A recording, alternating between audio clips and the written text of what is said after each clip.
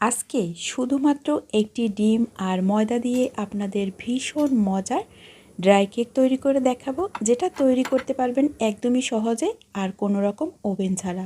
হাতের কাছে কয়েকটি উপকরণ থাকলেই কিন্তু এই নাস্তাটা তৈরি করে নিতে পারবেন।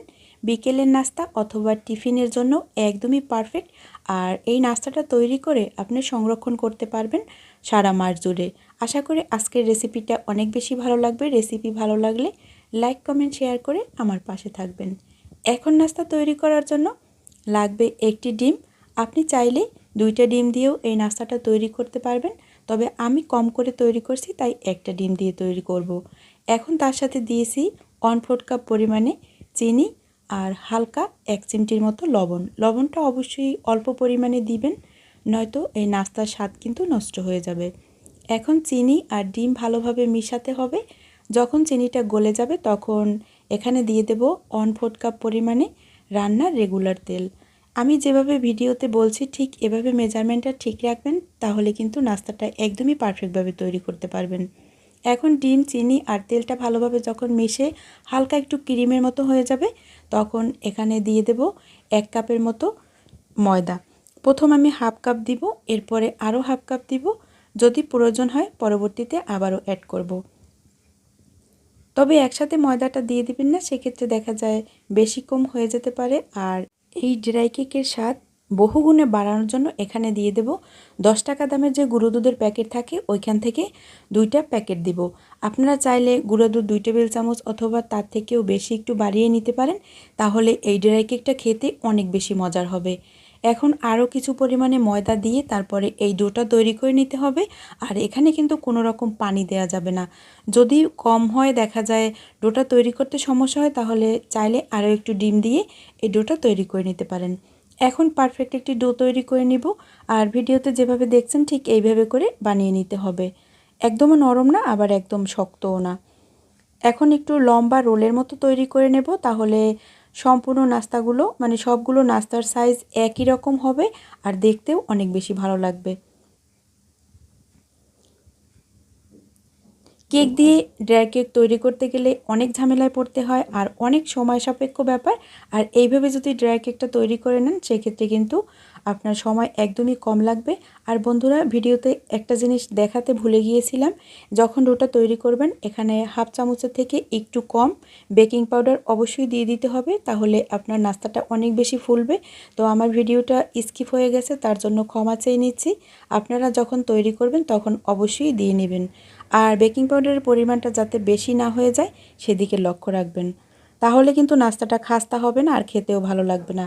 এখন এইখান থেকে একটি লেচি নিয়ে আপনাদের ড্রাই কেকের শেপটা তৈরি করে দেখাবো। আর একদমই সহজ। এখন একটি নাইফের সাহায্যে আমি ডিজাইনটা করে নেব। আপনারা চাইলে যে কোনো আকারের যে কোনো ডিজাইনের তৈরি করে নিতে পারেন, তবে ড্রাই কেকটা একটু লম্বাটে হলেই দেখতে বেশি ভালো লাগে। তো এইভাবে করে আমি সবগুলো ড্রাই কেক তৈরি করে নেব।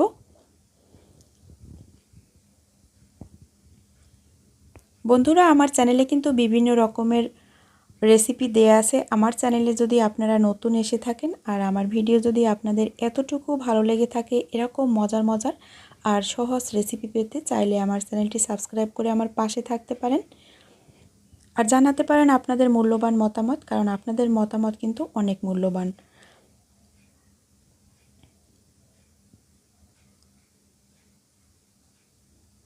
তো সবগুলো ড্রাই কেক তৈরি করা হয়ে গেছে।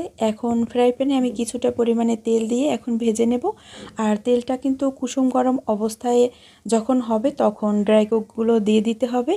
আর একদমই চুলার আঁচ বাড়িয়ে তেল বেশি গরম করে কিন্তু এই ড্রাই কেকটা ভাজা যাবে না, সেক্ষেত্রে দেখা যায় ভিতরটা নরম থেকে যাবে আর উপরটা অনেক বেশি ক্রাঞ্চি হবে।